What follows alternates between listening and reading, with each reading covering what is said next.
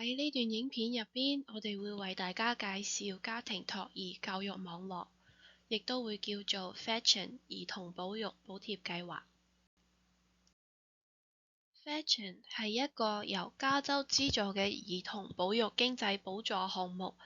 呢個係一個綜合性嘅項目，包括健康同支持服務、社區層面嘅協調同埋兒童發展服務。要符合 Fetch'n 嘅資格，家庭必須要居住或者喺舊金山工作，擁有一位0到13歲嘅兒童，並且符合收入要求。符合資格嘅家庭可以喺 Fetch'n 網絡內選擇特徵嘅家庭托兒項目。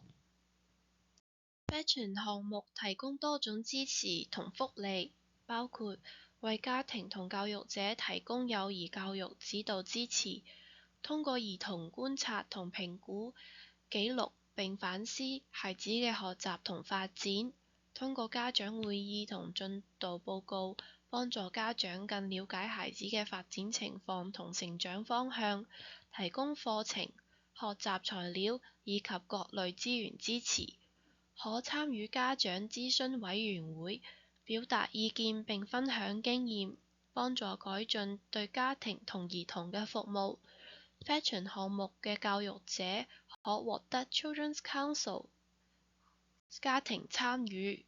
與指導員嘅支持，促進並打造健康、關愛、符合教育與發展需求且包容所有兒童嘅學習環境。